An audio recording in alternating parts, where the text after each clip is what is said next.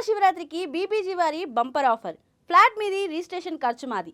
పరిమిత కాల ఆఫర్. మరిన్ని వివరాలకు ఇప్పుడే కాల్ చేయండి. అంటే మీ చిన్నతనం గురించి మాట్లాడుకుంటే కనుక చైల్డ్హుడ్ అంటేనే అందంగా ఉంటుంది. అది ఎలా ఉన్నా మధురంగా ఉంటుంది. అవును, కష్టమైన, నష్టమైన, చీకటైన, వెలుగైన. అట్లా మీరు ఊళ్ళు మారుతూ చదువుకున్నారని చెప్పారు కదా మీరు. మా అమ్మ చాలా బాధపడేది నేను అడిగినాను. అదే పిల్లలు నోరు తెరిచి అడిగినప్పుడు తల్లులు అవును, ఇవ్వలేకపోయామనే బాధ ఉంటుంది కదా. అంటే ఎప్పుడు కూడా నేను వెళ్ళే దారిలో ఎప్పుడూ అడ్డుకోలేదు. వీడు తప్పు చేయడు అని మాత్రమే తను నమ్ముతుంది. నేను దాన్ని నిలబెట్టుకోవడానికి ట్రై చేస్తున్నట్టు ఇప్పుడు. కానీ అందరూ మీలాగా చదువు మీద కాన్సన్ట్రేట్ చేసి డిగ్రీ చదువుకుని తర్వాత రచనా రంగంలోకి వచ్చి తర్వాత సినిమాల వరకు వెళ్ళిన వారు ఎవరిని ఉన్నారా? నేను చాలా ఇష్టపడతా ఆ ప్రశ్నను, ఎందుకంటే నా జీవితంలో నన్ను ఎవరు అడిగింది లేదు. తర్వాత అక్కడి నుంచి శేఖర్ కమ్ముల గారి దగ్గరకు వచ్చారు. వీళ్ళిద్దరి దగ్గర, అనుదీప్, శేఖర్ కమ్ముల, వీళ్ళిద్దరి దగ్గర మీరు ఏం నేర్చుకున్నారు? వెండితెర మీద తీసుకురావడానికి ఉండే అనుభవాన్ని శేఖర్ గారి దగ్గర నేర్చుకున్నాను. ఇక్కడ హాస్యము అంటే జీవితంలో ఒక హాస్యం ఉంటుంది అనేది ఇక్కడ నేర్చుకున్నాను. జీవితాన్ని ఒక మానవీయంగా, ఒక సున్నితత్వంతో, ఒక హృదయంగా చెప్పడం ఎలా అనేది శేఖర్ గారి దగ్గర నేర్చుకున్నాను. ఇంకా ఈ సినిమా క్రూలో మీకు హీరో ధనుష్ కానీ, రష్మిక మాన్ కానీ, అంటే వీళ్ళ నుంచి కూడా, అంటే వీళ్ళు మీకు దగ్గరగా చూస్తుంటారు కదా, అసలు కన్నార్పకుండా చూస్తూ ఉండిపోతాం. మనం చేయాల్సిన పని ఏదో మర్చిపోతుంటాం. అంత గొప్ప అసలు యాక్టింగ్. మీ పర్సనల్ లైఫ్ గురించి చెప్పండి. అందరూ తాగుబోతు బిడ్డ అంటున్నప్పుడల్లా గుండె చివుక్కుమనేది, కానీ గాయం మానవచ్చు, కానీ తల మీద ఉండే ఘాటు ఎప్పుడు గుర్తు చేస్తుంది నేను ఒక తాగుబోతు బిడ్డనని. ఈరోజు మనతో ఉన్నది ఒక రియల్ లైఫ్ హీరో. మేడారం దగ్గర తాండాల్లో పుట్టి గల్లీల్లో పేపర్ వేసిన కుర్రాడు. కుబేర సినిమా సెట్స్ లో స్టార్ హీరోలకి షార్ట్స్ చెప్పే స్థాయికి ఎదిగాడు. ఎంతో కష్టపడి క్యాటరింగ్ వర్కర్ గా, పేపర్ బాయ్ గా సంపాదిస్తూ చదువుకున్నాడు. అందుకు చాలా రకాల పనులు చేశాడు. పేపర్ వేశాక మిగిలిన కాపీలు చదువుతూ అనేక విషయాలు తెలుసుకునేవాడు. రకరకాల సాహిత్యం చదివాడు. కళాశాల స్థాయి నుంచి అనేక రకాల ప్రోగ్రామ్స్ నిర్వహించాడు. ప్రయాణాలంటే ఇష్టం. రకరకాల ప్రదేశాలు తిరిగాడు. తన కెమెరాలోనూ బంధించాడు. తాజాగా రచయితగా మారి ఈ జెన్జీ తరానికి తన 90s కిడ్ ని పరిచయం చేస్తున్న అరవింద్తో Dhatri special podcast. Hi Aravind, welcome to Dhatri. Hi అండి. హాయ్. ముందుగా మీ 90s కిడ్ గురించి మాట్లాడుకుందాం. అంటే ఈ జెన్జీ తరానికి మీరు 90s కిడ్ తో మీరు రచయితగా మీ ప్రస్థానం ప్రారంభించారు కాబట్టి ఆ బుక్ గురించి, అందులో మీరు తాండాల గురించి, అక్కడ మీ బాల్యం గురించి వివరించారు కదా, ఇంకొకసారి బ్రీఫ్ గా చెప్తారా?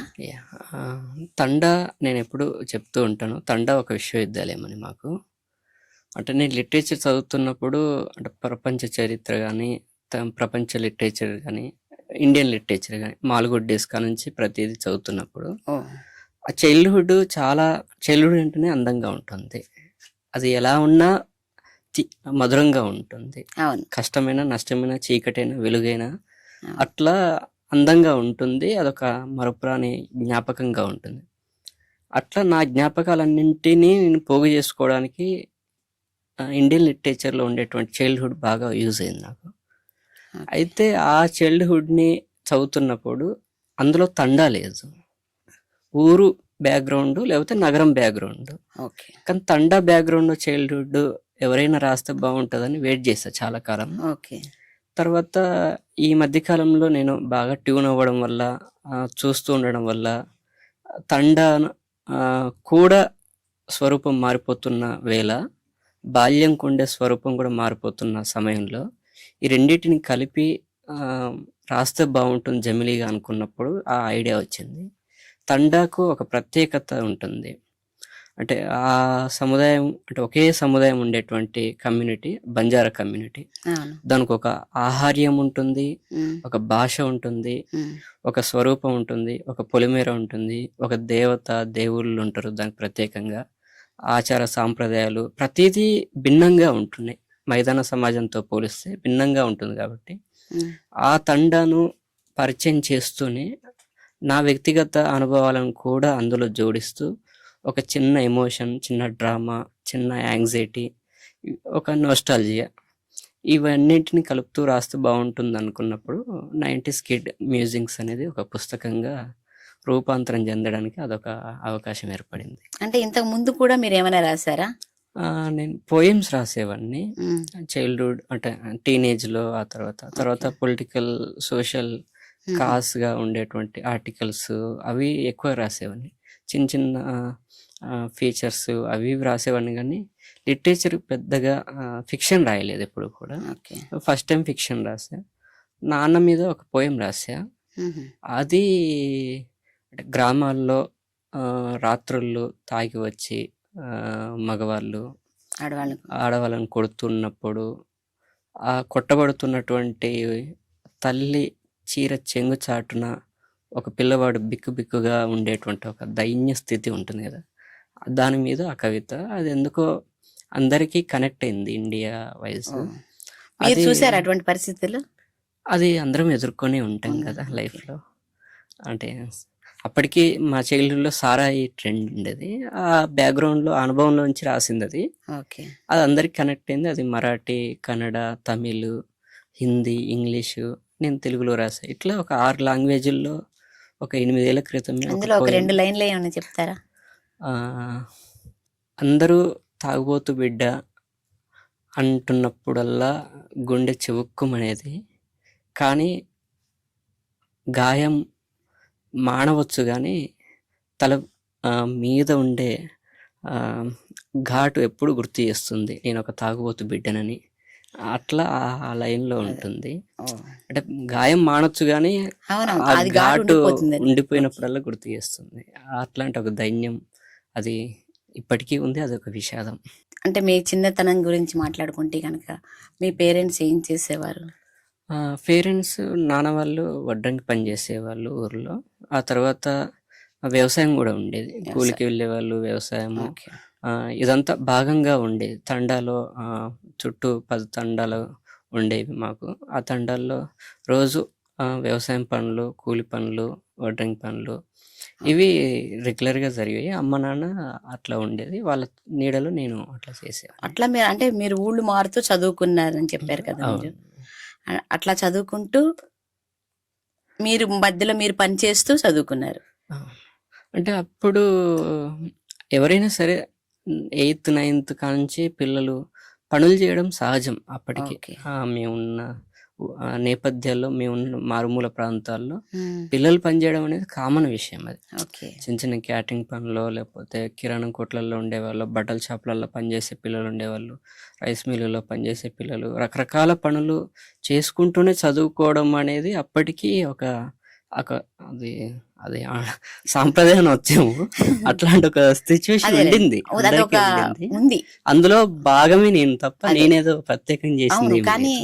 కానీ అందరూ మీలాగా చదువు మీద కాన్సన్ట్రేట్ చేసి డిగ్రీ చదువుకుని తర్వాత రచనా రంగంలోకి వచ్చి తర్వాత సినిమాల వరకు వెళ్ళిన వారు ఎవరైనా ఉన్నారా?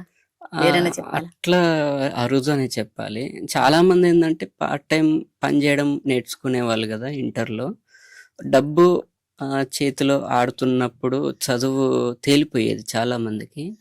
దానికున్న ప్రత్యేకతను, దానికి ఉన్నటువంటి ప్రాధాన్యతను గుర్తు చేయడము, దాన్ని గౌరవించుకొని ముందుకెళ్ళడము అనేది చాలా అరుదైన విషయం.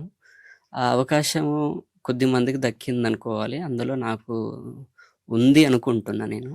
ఎందుకంటే నా చుట్టూ 100 మందిలో 95 మంది వెనక్కి వెళ్ళిపోగా ఒక 4-5 మాత్రమే ముందుకు వచ్చిన వాళ్ళు. ఆ సిచ్యువేషన్ ఉంది. అది కాక మీ తండా నుంచి ఫస్ట్ మీరే డిగ్రీ కంప్లీట్ చేసి అంటే ఇంకా ఒక 4-5 అనుకున్నాం కదా. అట్లా 4-5లో నేను మా ఊర్లో మా ఇళ్ళల్లో ఫస్ట్ జనరేషన్ పిల్లలు మేమే. బహుశా మా అంటే కమ్యూనిటీలో కానీ లేకపోతే మా చుట్టాల్లో వాటిల్లో డిగ్రీ దాటి వచ్చిన వాళ్ళలో కూడా నేను మొదటి వాడిని.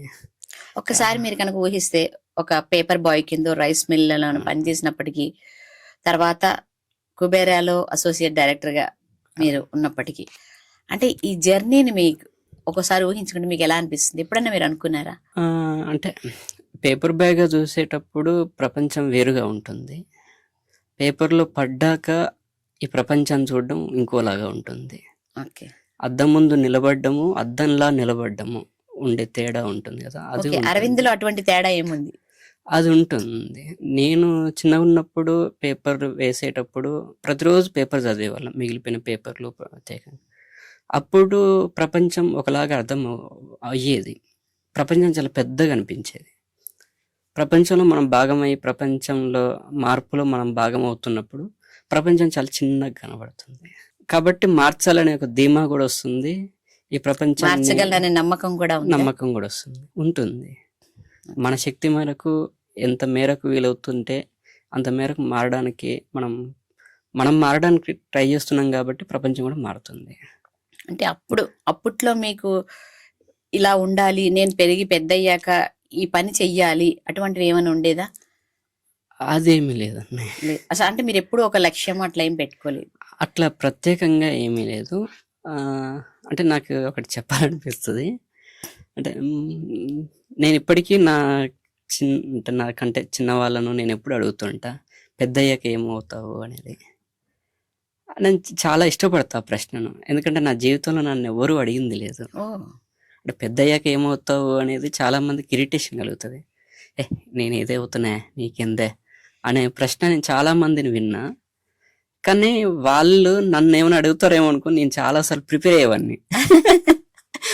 పెద్ద అయ్యాక నువ్వు ఏమవుతావు అంటే నేను పలానాది అవ్వాలి అని మనం ఏదో కలలు కానివ్వాలి. నేను ఒక సోషల్ టీచర్ అవ్వాలి అనుకునేవాడిని చిన్నప్పటి నుంచే. అట్లా అదొక డ్రీమ్గా ఉండింది.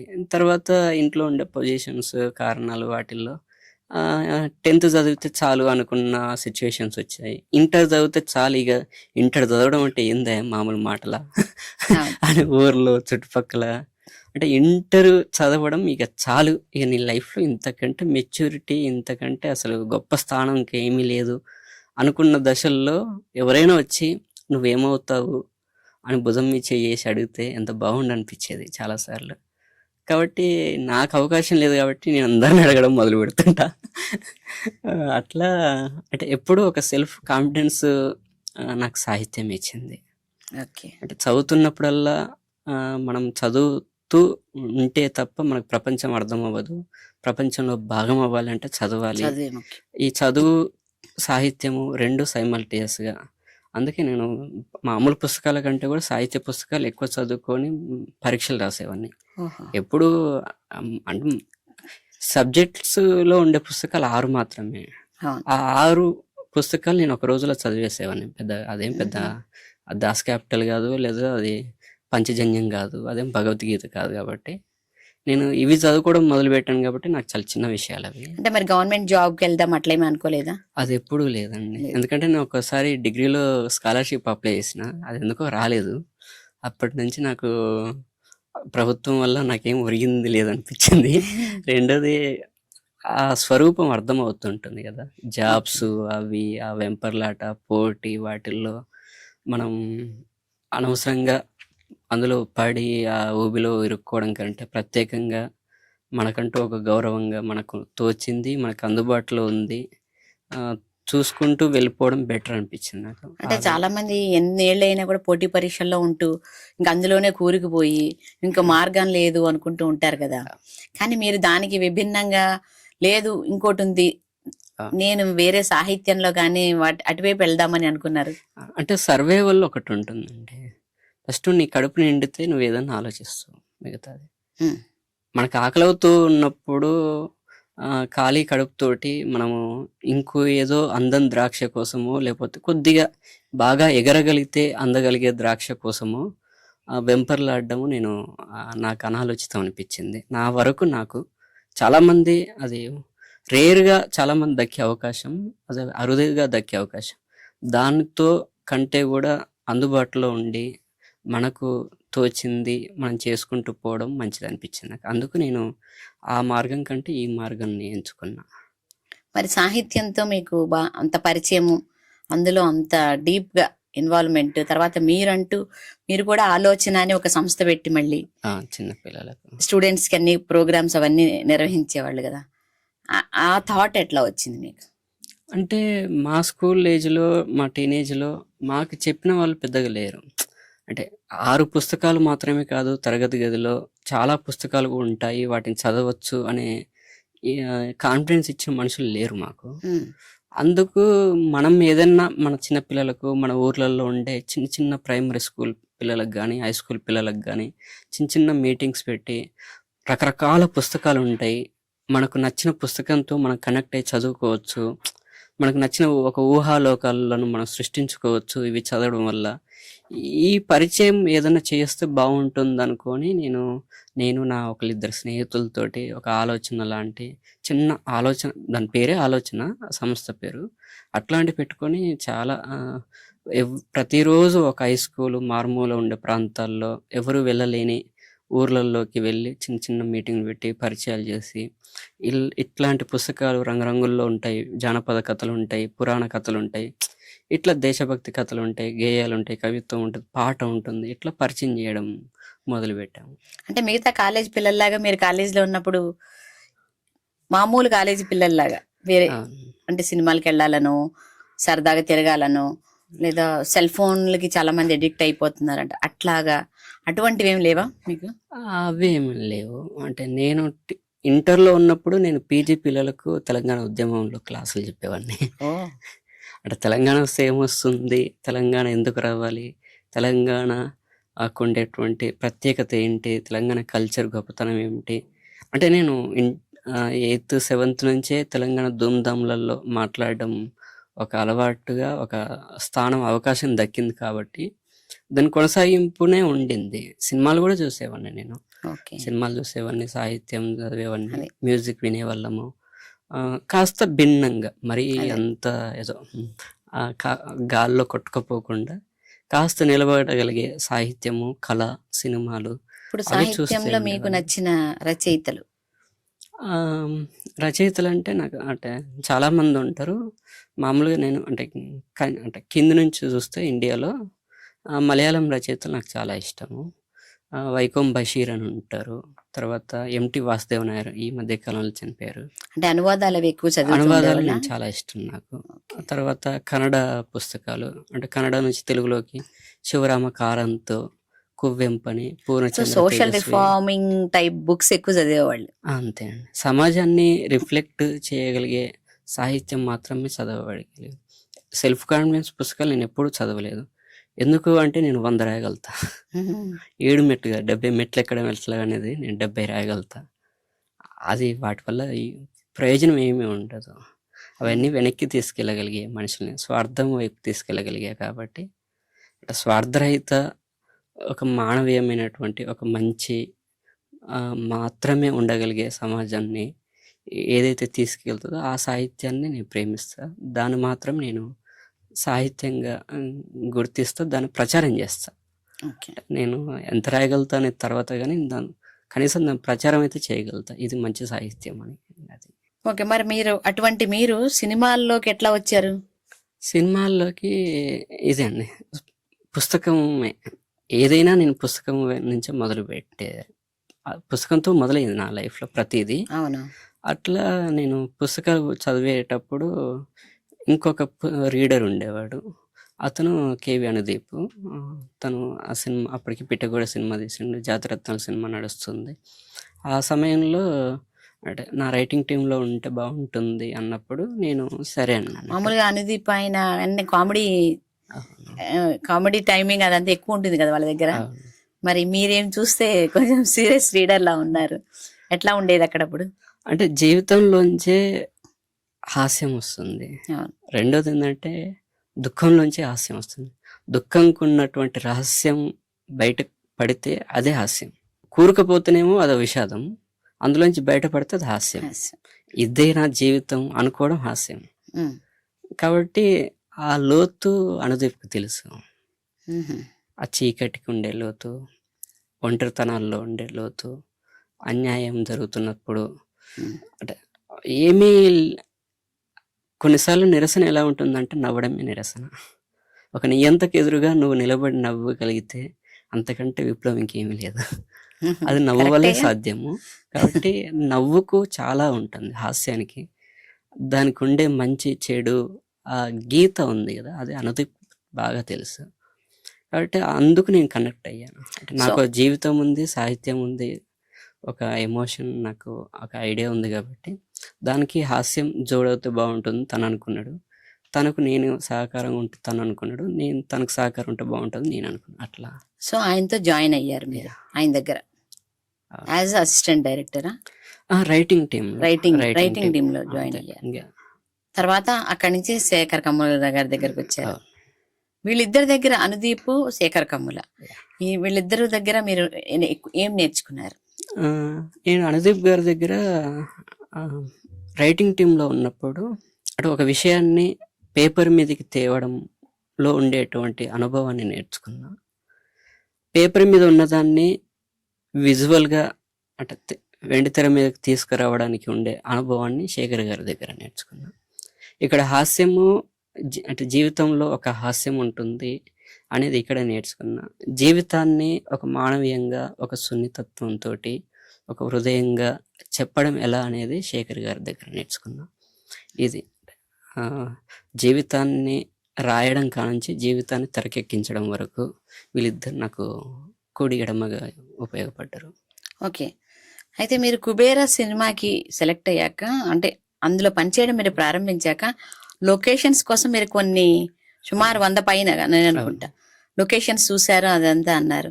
అప్పుడు మీకేం అంటే ఏంటి ఇదంతా అవసరమా, ఇన్ని తీయాలా, అట్లా ఏమన్నా అనిపించిందా మీకు? మొదట్లో అనిపించింది. నేను జాయిన్ అయినప్పుడు డైరెక్షన్ డిపార్ట్మెంట్లో ఫస్ట్ టైం నేను జాయిన్ అయింది. అంటే రైటింగ్ టీమ్ అంటే కొద్దిగా సుఖంగా ఉంటుంది, అంటే దానికి ఉండే బాధలు దానికి ఉంటాయి, కానీ రోడ్డు మీదకి వచ్చి ప్రాక్టికల్గా తిరగడం ఉండదు అన్నట్టు. డైరెక్షన్ టీంలో ఉన్నప్పుడు నాకు అప్పచెప్పిన పని ఏంటంటే బాంబేలో సినిమా నడుస్తుంటుంది కథ, బాంబేను పోలినటువంటి లొకేషన్స్ హైదరాబాద్లో వెతుక్కోవాలి మనము అనుకున్నప్పుడు నేను రఫ్గా మనం ఒక ఫార్మేట్ ఉంటుంది లొకేషన్స్ డిపార్ట్మెంట్స్, ఒకరిద్దరు సాయంతో తీసుకొని వెళ్తే ఆల్రెడీ చెప్పేయచ్చు ఈ లొకేషన్లో 20 సినిమాలు ఏంటి అనేది. ఇట్లా వచ్చినప్పుడు రెండోది శేఖర్ గారు నాకు అర్థం అవ్వడం మొదలుపెట్టాక, ఎవరూ చేయని లొకేషన్స్లలో, ఎప్పుడూ చూపించని లొకేషన్స్లలో, రెండోది ఈ కథకు ఒక కలరు, ఒక స్మెల్, ఒక ఉద్వేగం ఉంటుంది, దాన్ని పట్టుకోగలిగి మనం తిరగాలి అనేది నాకు అర్థమైంది. మామూలుగా కొన్ని రఫ్ అండ్ టఫ్గా తిరిగినాక చాలా లీస్ట్ అవుట్ చేసాం, వాటిల్లో మాకే ఫిల్టర్ అనిపించింది. అంటే కొన్నిసార్లు నేను చూపించలేకపోయేవాడిని, అంటే ఇది బెటర్ కాదు అని మనకు అనిపించినప్పుడు మనమే ఎరేజ్ చేసేసుకుని మళ్ళీ కొత్తగా తిరగడం, అది నాకు ఉపయోగపడింది. మీరు ఒక ట్రావెలర్ కూడా కదా, ఆ అనుభవం మీకు ఏమైనా ఉపయోగపడిందా ఇక్కడ? ఆ అనుభవమే నన్ను శేఖర్ గారి టీంలోకి తీసుకెళ్ళగలిగింది అనిపిస్తుంది. అంటే నేను బాగా తిరగగలుగుతా, వీడు పట్టుకోగలుగుతాడు అనే నమ్మకం వాళ్ళకు ఉంది కాబట్టి నన్ను ఎంచుకున్నారు. అది నాకు ఇక్కడ ఉపయోగపడ్డది. అంటే మనకు ఒక ఐ ఉంటుంది, అంటే విజువల్గా ఏది ఏమిటి అంటే అది మనకు అర్థమవుతుంది కాబట్టి లైఫ్ ఏ లైఫ్ని ఏ లొకేషన్ రిప్రజెంటేషన్ చేస్తుంది బ్యాక్గ్రౌండ్. రెండోది కొన్నిసార్లు ఒక లొకేషన్ కానీ ఒక బ్యాక్గ్రౌండ్ చూడగానే ఒక ఉద్విగ్నత కూడా కలుగుతుంటాయి కొన్నిసార్లు. ఒక పేద అమ్మాయి ఏడుస్తూ మామూలుగా ఉండకున్నా పర్వాలేదు, మామూలుగా ఒక అమ్మాయి ఉండి బ్యాక్గ్రౌండ్ చాలా విషాదంగా డార్క్గా అది ఉండగలిగితే ఎమ్మటే మనం కనెక్ట్ అవుతాం. బ్రైట్ పాలిష్ బ్యాండల్ బ్యాక్గ్రౌండ్ పెట్టి ఒక అమ్మాయిని బాగా ఏడిపించినా కూడా మనకేమనిపించదు. అంటే ఈ ఉంటుంది కదా ఈ తేడా, అది పట్టుకోగలిగే అయి మనకు, అంటే నాకు ఈ అనుభవాల వల్ల వచ్చింది. సాహిత్యము, ట్రావెలింగ్, ఫోటోగ్రఫీ, వీటి వల్ల నాకు బెటర్ అయింది. ఓకే, ట్రావెలింగ్ అండ్ ఫోటోగ్రఫీతో ఏంటి మీ అనుబంధం ఎట్లా? నేను సాహిత్యం చదవడం మొదలుపెట్టినప్పుడు మనము అంటే నేను మలయాళం, కన్నడ లిటరేచర్ చదవడం బాగా మొదలుపెట్టినప్పుడు బ్యాక్ వాటర్లో లైఫ్ స్టైల్ ఒకటి ఉంటుంది. తెలంగాణ ఎడారి, బీడు భూమి, మెట్ట ప్రాంతం మనది. మనం మా అంటే వరి పొలాల గురించి మాట్లాడుకుంటే ఒక మోకాల్లోతు నీళ్లు వరిమడి ఉంటుంది, అందులో మనుషులు కష్టపడ్డారు, అది ఇది అని మనం ఏదో మాట్లాడుకుంటాం. కానీ అక్కడ లిటరేచర్లో భుజాల్లోతు నీళ్ళల్లో వరి పండించడము అనే కల్చర్ ఉండేది. అది అర్థమై సచ్చేది కదా నాకు. ఏంటి వీళ్ళు అసలు ఏంది అంటే, నది మధ్యలో అంటే 700 కిలోమీటర్ల బ్యాక్ వాటర్ మధ్యలో ఊర్లు ఉండేవి. ఏంటి వాటర్లో ఇండ్లేంటి, వాటర్లో మనుషులేంటి, ఒక మనిషి ఇంకొక ఇంటికి వెళ్ళడానికి బోట్ వేసుకొని వెళ్ళడం ఏంటి, ఇది నాకు అర్థం కాకపోయేది. అంటే ఏదో నెట్ ఉంది కాబట్టి కొన్ని చూసేవాళ్ళము, కొన్ని వీడియోస్ డాక్యుమెంటరీస్ అర్థమయ్యేది, కానీ లోతుగా అర్థం కాకపోయేది. ఓకే. అంటే రెండోది మనం ఆస్వాదించలేకపోయేవాళ్ళం. ఇదే పుస్తకాన్ని బ్యాక్ వాటర్ ఊరు మధ్యలో కూర్చొని చదువుకుంటే అర్థమవుతుంది అనేది నాకు అర్థమైంది. అట్లా మలయాళం అలిప్పి ఉందనుకోండి, అలిప్పి చిన్న చిన్న హౌజెస్ ఉంటాయి, వాటి దగ్గర ఆ ఊర్లలో కూర్చొని ఆ సాహిత్యం మాత్రమే చదివేవాడిని. కర్ణాటక కోస్టల్ సముద్ర తీర ప్రాంతాల్లో ఉండే విలేజెస్ ఉంటాయి, జాలర్ కుటుంబాలు లేకపోతే చిన్న చిన్న వ్యవసాయ కుటుంబాలు, వాటి గురించి సాహిత్యం ఆ ఊర్లోనే ఉండి చదువుకుంటే బాగుంటుంది అనేది అదొక బాగుండేది. నాకు మంచిగా అనిపించింది. ఒక 2 ఊర్లు తిరిగాక అనిపించింది, మనం ఆ ఊర్లను, ఆ ఏరియాని, ఆ కల్చర్ని, ఆ సమాజాన్ని అన్నింటినీ అర్థం చేసుకోవడానికి చాలా ఉపయోగపడుతుంది అనిపించింది. అట్లా ప్రతిదీ మనం అబ్జర్వ్ చేయొచ్చు. అంటే ఒక మనిషి నడక స్పీడ్ ఉంటుంది. మామూలుగా అంటే ఒక్కొక్క వర్గం, ఒక్కొక్క కమ్యూనిటీ నడక స్టైల్ వేరే ఉంటుంది. కాళ్ళ కడియాల కానుంచి మొత్తం అట్లా చీర చెంగు కానుంచి, మగవాళ్ళైతే చెప్పుల కానుంచి, కాళ్ళ పగుళ్ళ దగ్గర నుంచి చాలా డీటెయిలింగ్ మనం అర్థం చేసుకోవడానికి అది ఉపయోగపడుతుంది. అంటే కాస్ట్యూమ్స్, అంటే మన ఇప్పుడు సినిమా విజువల్ ప్రకారం అయితే అంటే ఎలాంటి కల్చర్లో ఎలాంటి బట్టలు వేసుకుంటారు, ఏ కాలం, ఏ ఋతువులో ఎలాంటి బట్టలు వేసుకోవడానికి కంఫర్ట్గా ఉంటుంది, సముద్రం దగ్గర ఉండే జీవితము, మెట్ట ప్రాంతాల్లో ఉండే జీవితము, వ్యవసాయం చేసుకునే వాళ్ళ జీవితము, లేకపోతే పూలు తోటల్లో పనిచేసే వాళ్ళు జీవితము ఎలా ఉంటుంది, ఇవి అంటే ఇది మొత్తం అర్థం చేసుకోవడానికి, అంటే ఒక సాహిత్యంలోంచి, ఒక కెమెరా కన్నుల్లోంచి, ఒక ట్రావెలర్గా, ఒక ప్రజాస్వామ్యాన్ని గౌరవించే ఒక చిన్న స్టూడెంట్, ఒక ఆర్ట్ స్టూడెంట్గా, వీటన్నింటికి నాకు ఒక ఉపయోగపడింది. సుమారుగా ఎన్ని ప్రాంతాలు చూసారు అట్లా మీరు? నేను సౌత్ ఇండియా మొత్తం తిరిగి చూసాను. సౌత్ ఇండియా అంటే సో ఇది మీకు మళ్ళీ సినిమాలో ఉపయోగపడి ఉంటుంది. ఇది రిఫ్లెక్ట్ అవుతుంది. మనం ఏ అనుభవం కూడా వృధా అవ్వదు. ప్రతి అనుభవంలో ఉండేటువంటి ఆలోచన, మనలో జరిగిన సంఘర్షణ, ఘర్షణ, ఇవన్నీ కూడా రిఫ్లెక్ట్ అవుతాయి. ఇప్పుడు కేరళలో ఒక మూవీ ఉంటుంది అనుకోండి, ఆ మూవీ ఇక్కడ చూడడం ఒకలాగా ఉంటుంది, అదే ఆ ఊర్లోనే చూస్తే ఇంకోలాగా ఫీల్. ఆ సినిమా ఆ ఊర్లోనే చూసి ఆ ఊరంతా తిరిగితే అదంతా ఇంకా అందంగా కనబడుతుంది మనకు. ఆ ఊరిని అర్థం చేసుకోవడానికి ఉపయోగపడుతుంది. అర్థం చేసుకున్న అనుభవం అంతా నువ్వు ఏది రాసినా, ఏం మాట్లాడినా అందులో రిఫ్లెక్ట్ అవుతుంది. ఆ లోతు, ఆ సాంద్రత, ఆ ఆర్ద్రత, ఆ గాఢత అందులో రిఫ్లెక్ట్ అవుతుంది కంపల్సరీ. ఓకే. మీరు ఫోటోగ్రఫీలో కూడా ఏదైనా కోర్స్ లా చేశారా? నేను ఎప్పుడూ చేయలేదు. మీరు అంత ఓన్గానే? అంత ఓన్గానే. అంటే నాకు కెమెరా టెక్నికాలిటీస్ తెలియదు పెద్దగా. అంటే బేసిక్గా ఒక ఫ్రేమ్ ఐడియా ఉంటుంది నాకు. నాకంటూ ఒక ఫ్రేమ్, ఒక సిగ్నేచరు అంతే. దాంట్లో ఒక ఎమోషన్ పట్టుకోవడం మాత్రమే నాకు తెలుసు. అంటే అది కూడా ఎందుకు అంటే అక్కడ ఎవరూ లేరు కాబట్టి ఆ పని నేను చేయాలి కాబట్టి చేస్తా అంతే. ఎవరైనా ఉంటే నేను మామూలుగా కూర్చుంటా అంతే. అంటే మనం అక్కడ ఉన్నాం కాబట్టి అది పట్టుకోగలిగి, ఇది రికార్డ్ చేసి, ఇది ఈ క్షణానికి ఇక్కడ జరిగింది, ఈ మూమెంటు ఇది అని చెప్పడానికి ఒక అంటే నేను చరిత్ర స్టూడెంట్ కాబట్టి అదేదో చరిత్ర విద్యార్థిగా చేసే పని అనిపిస్తుంది నాకు అంతే. సినిమాల్లోకి వచ్చాక మీ అలవాట్లు కానీ అవి ఏమన్నా మారాయా? మీ డైలీ రొటీన్ లాగా మీ జీవితంలో మార్పులు? అంతకుముందుకు ఒక 6-7 చాయలు తాగేవాడిని, కాస్త 6 కాఫీ లేని అంతే. టీ ప్లేస్ లో కాఫీ వచ్చింది అంతే. ఓకే. అది తర్వాత మొదటిసారి స్క్రీన్ మీద మీ పేరు చూసుకున్నప్పుడు ఎట్లా అనిపించింది? చాలా మంది మెసేజ్ చేసేది నాకు. అంటే నేను ఆ రోజు కొద్దిగా లేట్కి వెళ్ళా షోకి. చూసినప్పుడు చాలా మంది హ్యాపీగా, అంటే నాకంటే కూడా నా ఆనందాన్ని నా చుట్టుపక్కల ఉన్న వాళ్ళు ఎక్కువ కోరుకుంటారు. అంటే నా గురించి వాళ్ళకి బాగా తెలుసు నాకంటే కూడా, కాబట్టి వాళ్ళు ఎక్కువ కోరుకున్నారు. పాపం వాళ్ళకి తెలీదు. నాన్న లేడు, అమ్మ ఒకతే ఉండింది. ఆ అమ్మ ఏదో సినిమాల్లో చేస్తున్నాను అంటే సరే జాగ్రత్త అని చెప్తా అంతే. అంటే ఎప్పుడు కూడా నన్ను తను నేను వెళ్ళే దారిలో ఎప్పుడూ అడ్డుకోలేదు. వీడు తప్పు చేయడు అని మాత్రమే తను నమ్ముతుంది. నేను దాన్ని నిలబెట్టుకోవడానికి ట్రై చేస్తున్నట్టు ఎప్పుడు. మీరు ఒక్కళ్ళేనా మీ పేరెంట్స్? అక్క మ్యారేజ్ అయిపోయింది, నేను ఒక్కనే. తర్వాత మీరు మీ పేరులో మీ తల్లిదండ్రుల పేర్లు కలుపుకున్నారు, Yeah. ఏవి అని. అంజయ్య, మీ మదర్ పేరు అంజమ్మ వెంకటయ్య. అంజమ్మ వెంకటయ్య. ఎందుకు? అంటే అంటే అభ్యుదయవాదంలో అదొక ట్రెండ్ అయింది అప్పటికి. రెండోది మన పేరు అనేక రకాల ఐడెంటిటీస్కి సింబల్ అవుతుంది. అంటే ఇంటి పేరు ఉందనుకోండి, ఇంటి పేరుని బట్టి మన కులం ఏంటి, మన మతం ఏంటి అని చెప్పేయచ్చు. రెండోది ఏ వాదమైనా ఏదైనా సరే మనిషిగా ఒక గుర్తింపు ఉంటుంది కదా, మనిషిగానే ఉండాలి, నీకు మాత్రమే గుర్తింపు ఉండాలి. నీ తోకలకు ముందు వెనక తోకలకు ఉండకూడదు. అవి ఉంటే నీకుండే ఐడెంటిటీ సన్నగిల్లిపోతుంది, నువ్వు నథింగ్ అవుతావు, నువ్వు శూన్యం అవుతావు, అవి బరువు అవుతుంటాయి.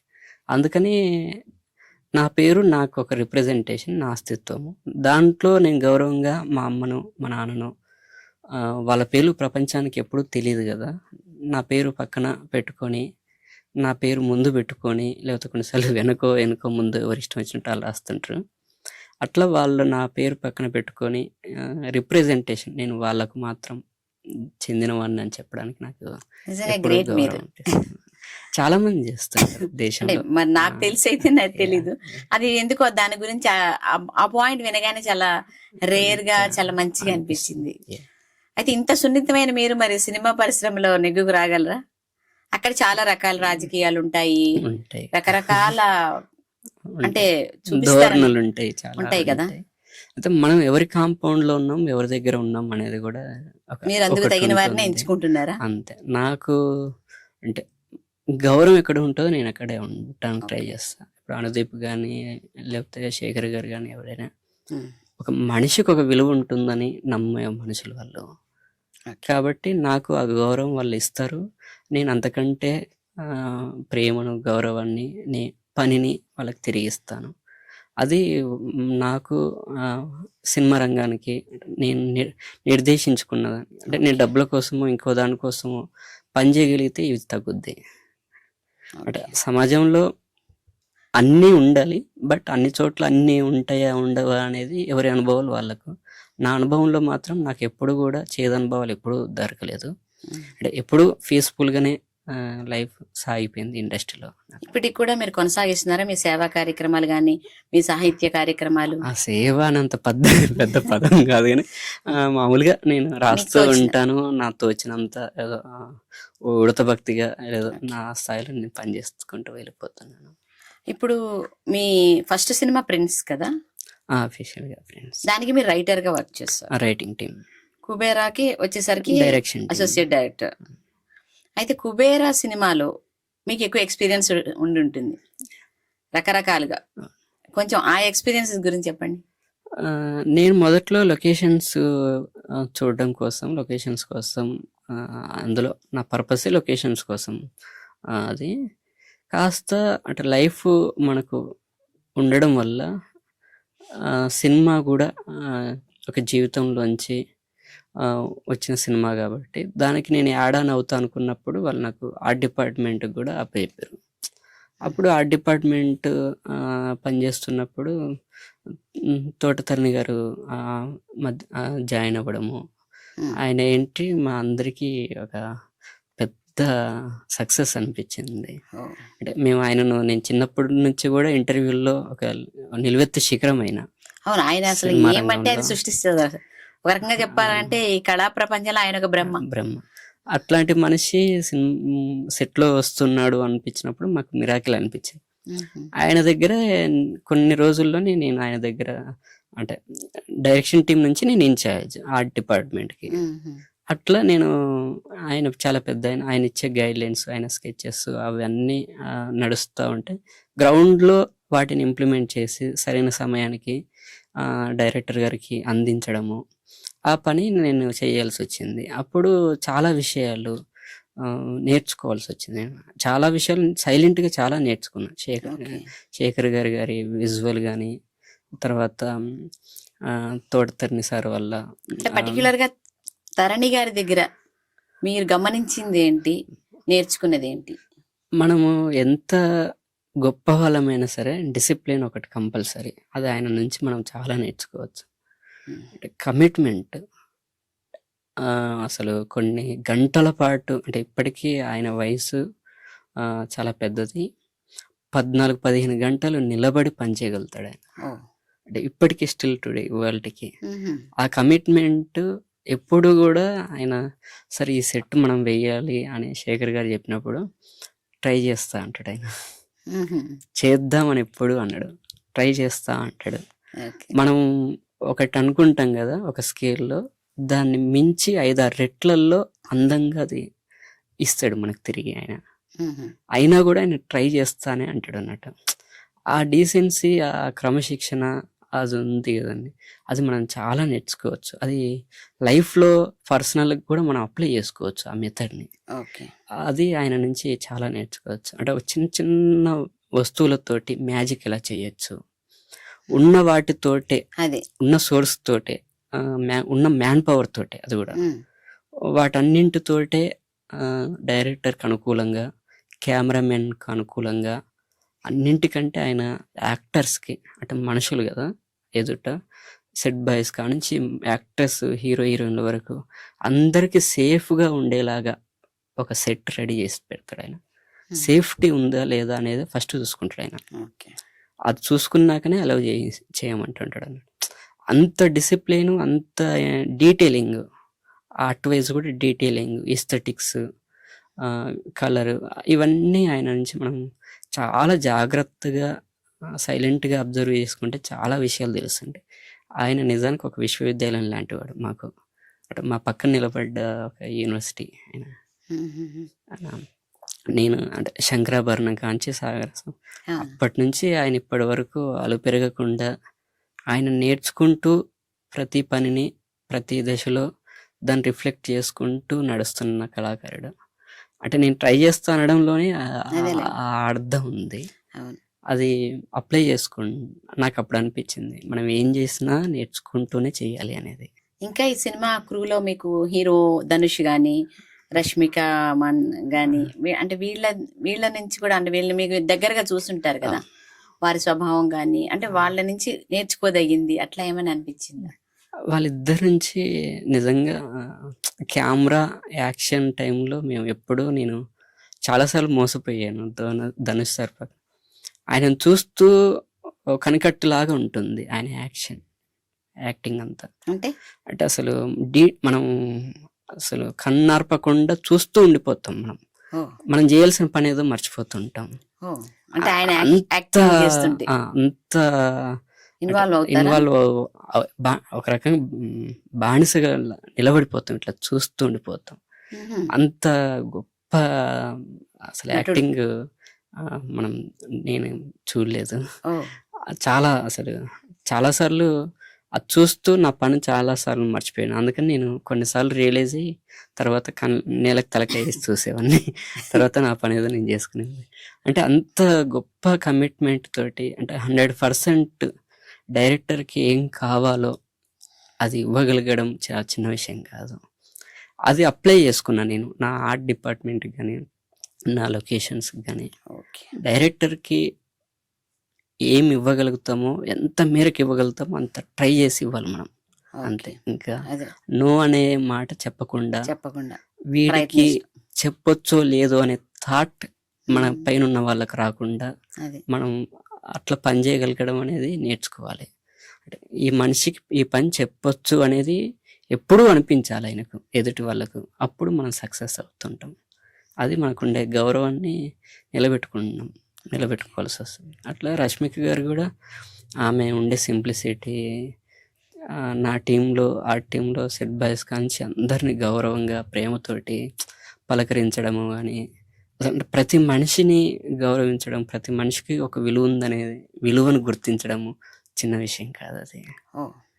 అది ఎంత ఎదుగుతున్నామని కాదు, ఎంత గౌరవంగా ఇతరులతోటి మనం ఒదిగి ఎంత గౌరవంగా మెలుగుతున్నాం అంత నేను చెప్పకూడదు, నేను అంత చిన్నవాడిని. కానీ అది అంటే అట్లా అది అనిపించింది. చాలా మంచి అంటే నా సెట్ బాయ్స్ని చాలా, అంటే మనుషుల్ని ఎవరిని కింది స్థాయి వాళ్ళని గుర్తించడం నేను చూడలేదు పెద్దగా, కానీ ఆమె నుంచి నేను అది చూసాను. ఆఖరికి నాలాంటి పిల్లల్ని కూడా సార్ అనడము, లేకపోతే అండి అనడం, అటు గౌరవంగా చూడడము అనేది, ప్రతి మనిషిని గౌరవించడము, డిగ్నిటీ ఆఫ్ లేబర్ అంటాం కదా, దాన్ని గుర్తించడము ఆమెకుండే స్వభావం అది. ఆ స్వభావంలోంచి ఆమె మా అందరికి అందంగా కనిపించింది. ఆమె వ్యక్తిత్వం మా అందరికీ అందంగా కనిపించింది. అట్లా ఆ సినిమాలో మేము అందరం ఆమెను చూడడమే చాలా హ్యాపీ అన్నట్టు. ఓకే, మన మనిషి వచ్చింది, మన పక్కన మన మనిషి ఉన్నది అంటే ఇప్పటికీ టచ్ లో ఉంటారా మీరు సినిమా వాళ్ళతో? అంటే మామూలుగా ఎప్పుడైనా ఎదురుపడ్డప్పుడు, అంతేగాని నేను ఎప్పుడు లీడ్ తీసుకునే నాకు రాదు అది. ఆ సినిమా తర్వాత మీకు వేరే అవకాశాలు అట్లా వచ్చాయా? వచ్చినాయండి, కానీ ఇంకా నేనే నా ఓన్ స్క్రిప్ట్స్ ఉన్నాయి, అవి రాసుకుంటూ చిన్న లిటరేచర్ వర్క్ చేసుకుంటూ కొద్దిగా ట్రావెల్ నేను చేయాల్సింది చాలా ఉంది. ఇంకా అందుకోసం నేను ఎక్కడ కమిట్ అవ్వలేదు.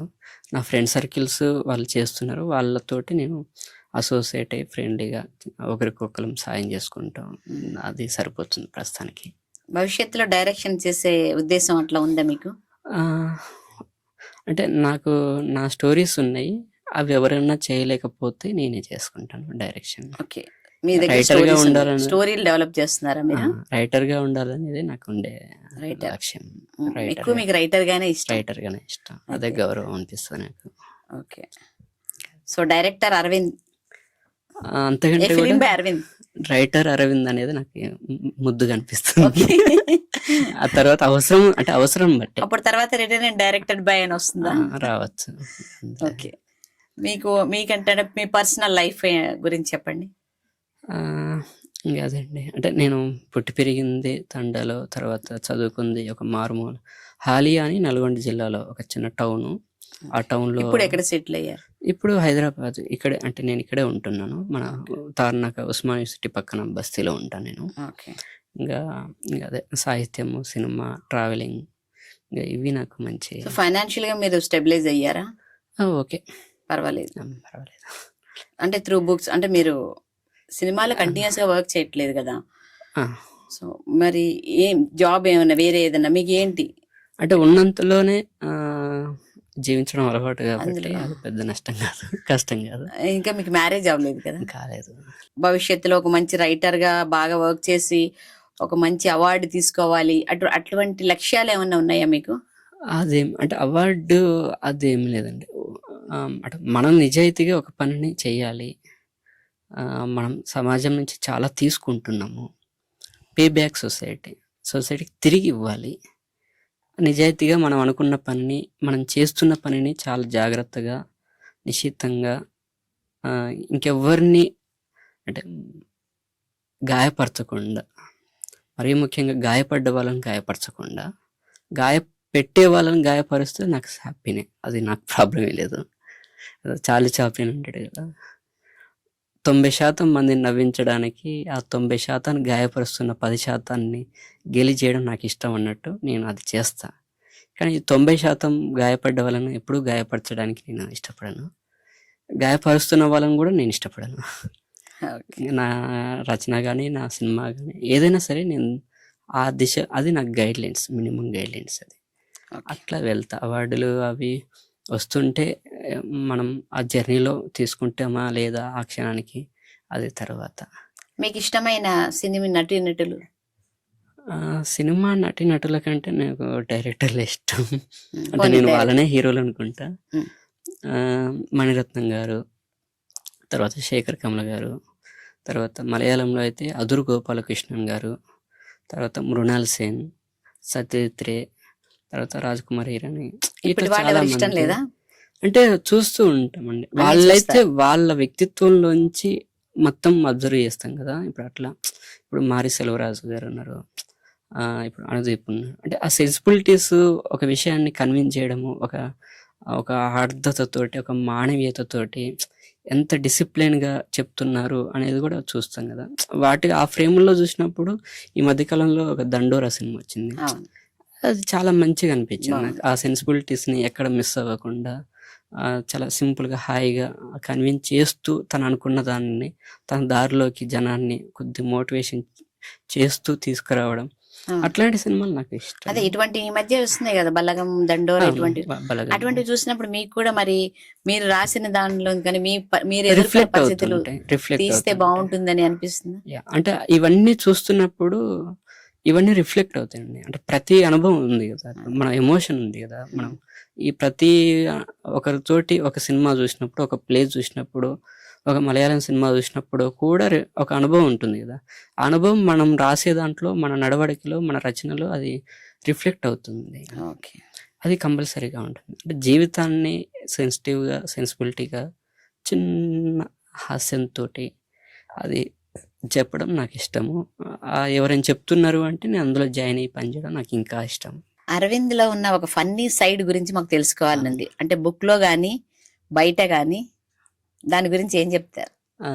ఈ బుక్లో చాలామంది చదువుతున్నప్పుడు చాలామంది మెసేజ్ చేస్తున్నారు. అంటే గ్రీటింగ్ కార్డ్స్ అనేవి మా చైల్డ్హుడ్లో ఉండేవి బాగా. ఓకే. ₹2కు ఒక షీట్ వచ్చేది, 16 వచ్చేది. అందులో అవును. 16 షీట్స్ వచ్చేవి. అందులో అబ్బాయిలకు అమ్మాయిలకు ఒకే షీట్లో ఇవ్వలేము. అంటే నాకు సపోజ్ ఒక హీరో ఇష్టం అనుకోండి, నా ఫ్రెండ్లో అమ్మాయి కూడా ఉంటుంది, అమ్మాయికి హీరో బొమ్మ ఇవ్వలేం కదా. అమ్మాయికి ఏంటిది, పూలదో ఒక దేవతదో, లేకపోతే ఒక అప్పుడు ట్రెండ్ ఏంటంటే సౌందర్య గ్రీటింగ్స్ ఇవ్వడం. మాకు సిమ్రాన్ ఇష్టపడే అమ్మాయిలు కొద్ది మంది ఉండేవాళ్ళు, సౌందర్యాన్ని ఇష్టపడే అమ్మాయిలు కొద్ది మంది ఉండేవాళ్ళు. అది చాలా పెద్ద హెడేక్ మాకు. ఎందుకంటే మా ఇండ్లలో మాకు ఇచ్చేదే ₹2 బిల్ల, దాంట్లో ఒక షీట్ కొనుక్కునే వాళ్ళం. మన స్నేహితులుగా ఉండేటువంటి అమ్మాయికి సౌందర్య ఇష్టం, నేను అందరికి ఇచ్చే గ్రీటింగ్ కార్డు అమ్మాయికి ఇవ్వలేను. ఆ అమ్మాయి కోసం మళ్ళీ ప్రత్యేకంగా ఇంకో పావులా అడుక్కోవడం ఇంట్లో ఎట్లా అనేది పెద్ద ఛాలెంజ్ నాకు. మా అమ్మను గోకి గోకి గోకి గోకి ఓకే. అమ్మ కొద్ది ఇంకొక పావులా అని కొన్ని రోజుల పాటు అడిగితే తప్ప ఆమె అని ఒక ₹10 ఆటాన బిల్ల ఇచ్చేది. ఓకే. దాంట్లోంచి ఇంకొక 2 గ్రీటింగ్ కార్డ్స్ తీసుకొని నాకు ఇష్టంగా ఉండే స్నేహంగా మెలిగే అమ్మాయిలకి ఇవ్వాల్సి వచ్చేది. ఓకే. అట్లా గ్రీటింగ్ కార్డ్స్, పాటల పుస్తకాలు ఉండేది, బ్రౌన్ కలరు, రెడ్ కలరు, చిన్న చిన్న, అంటే అప్పటికి సినిమా పాటల పుస్తకాలు ఉండేవి. అవి ఊర్లలో, స్కూళ్ళల్లో, తండాల్లోకి వచ్చాయి. ఓకే. వాటిని 2-3 పొత్తు పెట్టుకుని కొనేవాళ్ళం. ఓకే. కొని వాటిని మళ్ళా మనం చిన్నప్పుడు మేము సబ్జెక్ట్స్ కి ఫేర్ నోట్ బుక్స్ పెట్టినా పెట్టకున్నా పాటల పుస్తకానికి ఒక నోట్ బుక్ పెట్టేవాళ్ళం. ఓకే. వాటిల్లో ఎక్కించేవాళ్ళం అన్నట్టు గుండ్రంగా. ఈ పాటలన్నింటిని ఎక్కించి నచ్చేవి ఇవ్వాలి. ఎందుకంటే పాటల పుస్తకం మళ్ళీ ఒకరి దగ్గరే ఉంటది కదా, నలుగురు కొంటాం కదా పొత్తులా. కాబట్టి తీసుకొని అట్లా చాలా చిన్న అంటే ఇప్పుడు కొద్దిగా ఫన్ అనిపిస్తుంది, కానీ అప్పుడు ఒక పెద్ద యుద్ధం అదొక యజ్ఞంలా చేసేవాళ్ళేమో. అట్లా అప్పుడు టీవీల్లో CD ప్లేయర్లు ఉండేవి. CD ప్లేయర్లు అందరం తలా రూపాయి పోగేసుకొని సీడీలు కొనుక్కొచ్చేవాళ్ళు పెద్దవాళ్ళు. మాకు ఒకరోజు చూపించేసి ఎలగొట్టేవాళ్ళు. తర్వాత మళ్ళా అట్లా అవన్నీ ఫన్ గా ఉండే విషయాలు. వాటన్నింటినీ 90s కిడ్లో రాశాను నేను. అట్లా చాలా విషయాలు ఉండేవి. చాలా మీ పుస్తక పరిచయం గురించి చెప్తూ కూడా ప్రముఖ రచయిత్రి ఓల్గా గారు అంటే గోర్కి స్టైల్లో మీరు ప్రజెంట్ చేశారు, మిగతా వాళ్ళలా కాకుండా. అంటే కరెక్ట్ గా ఎక్కువ కాకుండా తక్కువ కాకుండా సూటిగా చాలా బాగా చెప్పారని ఆవిడ ప్రశంసించారు. నిజంగా మీకు అది చాలా పెద్ద కాంప్లిమెంట్. అవును, నాకు నిజంగా భయం వేసింది. ఎందుకంటే మ్యాక్సిమ్ గోర్కి నాకు చాలా ఇష్టమైనటువంటి రైటరు. ఆయన చదవడం వల్లే నేను మిగతా పుస్తకాలన్నీ చదవడం మొదలుపెట్టా. ఇక్కడ చేస్తే ఓల్గా గారు చెప్పిన అబ్జర్వేషన్లో చూస్తే నాకు చాలా హ్యాపీ అనిపించింది. అంటే నేను సరిగ్గా గోర్కిని చదువుకున్నాను అనిపించింది అన్నట్టు. అంటే మనలో అది రిఫ్లెక్ట్ అయినప్పుడు మనం సరిగ్గా అర్థం చేసుకున్నామని నాకు అర్థమైంది. నాకు అది చాలా మంచి విషయం అనిపిస్తుంది. అట్లా చైల్డ్హుడ్లో చాలా విషయాలు, అంటే మనము ఒక విషయాన్ని సీరియస్గా చెప్పొచ్చు, అదే విషయాన్ని ఫన్గా కూడా చెప్పొచ్చు.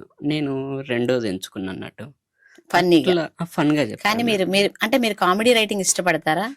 కామెడీనే ఇష్టం నాకు.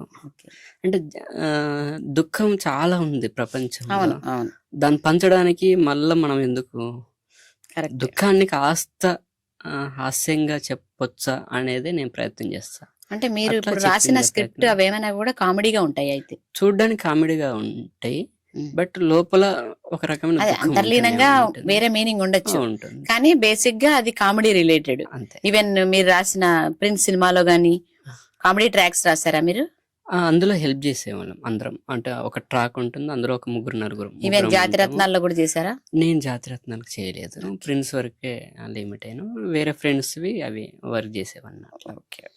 ఏదైనా సరే మన రచనలో హాస్యం ఇంపార్టెంట్, మన Correct. జీవితంలోనే హాస్యం ఇంపార్టెంట్ మనకు. అట్లా హాస్యము చాలా అవసరం ఉంది ఇవాళ ఉన్న అవును. మనుషులు ఒంటరవుతున్న వేళ, మనుషులు చీకట్లోకి జారుకుంటున్న వేళ హాస్యం మళ్ళీ వెనక్కి కాకుండా ముందుకు తీసుకెళ్ళగలుగుతుందని నమ్ముతాను. అవును. అట్లా చాలా విషయాలు నేను మరి మీరు కామెడీ రాయడానికి ట్రై చేయట్లేదు కథల్లో వాటిల్లో? రాస్తున్నానండి ఇప్పుడు. నెక్స్ట్ అదే కథల పుస్తకాల్లో ఎంత సీరియస్ సబ్జెక్ట్ తీసుకున్నా కూడా దాన్ని కొద్దిగా హాస్యంగా చెప్పడానికే ప్రయత్నం చేస్తున్నా. అంటే నేను ఈ 90s కిడ్లో చాలా విషయాలను ఫన్గానే చెప్పుకుంటూ పోయా. మామూలుగా పోపన్నం ఉంటుంది, మన ఇళ్ళల్లో పోపన్నం సహజం. పోపన్నాన్ని అంటే మా అమ్మ రోజు పోపన్నం పెట్టేది. మిగతా వాళ్ళ ఇళ్ళల్లోనేమో ఒక హోటల్ మెనూ లాగా దోశ, వడ ఇవన్నీ ఉండేది. నాకు చాలా నిజంగా ఆశ్చర్యం అనిపించింది. అంటే ఈ టిఫిన్ అంటే పోపన్నం మాత్రమే కాదా అనేది పెద్ద వచ్చేదండి. నేను నిజంగా వాళ్ళని పక్క తీసుకెళ్ళి అడిగేవాడిని, ప్రామిస్ చేయించి, అరే నిజంగా ఒట్టేసి చెప్పరా, నిజంగా మీ ఇంట్లో పోపన్నమే కదా టిఫిన్ అంటే, లేదు క్యాజువల్గా అనేవాడు. లేదు వాడు ఇడ్లీ కొన్ని రోజులు, తర్వాత చపాతీ కొన్ని రోజులు దోశ కూడా వేస్తుందా చాలా ఆశ్చర్యంగా అనిపించేది. ఆ తర్వాత మా అమ్మని పోయి అడిగిన, అమ్మ మనం కూడా కొద్దిగా రోజు పోపన్నం కాకుండా కొద్దిగా ఏదన్నా దోశ ఏదన్నా అంటే, మా అమ్మ గుడ్లూరిమి చూసేది కోపంగా. దోశలు అని, ఓ మీ తాతలు సంపాదించరు అది ఇది అని అందరు. అమ్మ నేను ఒక క్వశ్చన్ వేసి మా తాతలను తిట్టిస్తున్నా కదా అని మళ్ళీ పర్లేదులే పోపన్నమే చాలా బాగుంది, అసలు పోపన్నం నుంచే ప్రపంచం పుట్టింది అన్నట్టుగా యాక్ట్ చేసి తినుకుంటా తర్వాత వచ్చేవన్నీ. కట్ చేస్తే మా అమ్మ చాలా బాధపడేది నేను అడిగినందుకు. అదే అంటే పిల్లలు నోరు తెరిచి అడిగినప్పుడు తల్లులు అవును ఇవ్వలేకపోయామనే బాధ ఉంటది కదా, ఆ బాధను దిగమింగుతూ వాళ్ళ పిల్లల్ని తిడతారు. కరెక్ట్. అది ఉంటుంది. అది నాకు అర్థమైంది. ఎందుకు అంటే మా తండాల్లో గాని నేను గాని మేము అందరం తల్లి చాటు బిడ్డలం కాబట్టి అది అర్థమైంది. మా రచనల్లో అది ఎక్కడో సెన్సిబిలిటీ రిఫ్లెక్ట్ అవుతుంటుంది. అట్లా అంటే హాస్యంలోంచి దుఃఖంలోంచి హాస్యం అదే ఉంటుంది అన్నట్టు. ఇంకా మీ హాస్యంతో మరింత మందిని దుఃఖంలోంచి బయటికి తీసుకొస్తారని ఆశిద్దాం. తప్పదు. All the best. Thank you. Okay Arvind, thank you so much అండి మా స్టూడియోకి వచ్చి ఇవాళ మాతో మీ విషయాలన్నీ పంచుకున్నందుకు. ఇది అరవింద్ అంతరంగం. ఇటువంటి మరిన్ని మంచి ఇంటర్వ్యూల కోసం దాత్రి టీవీ సబ్స్క్రైబ్ చేయండి, ట్విట్టర్లో ఫాలో అవ్వండి.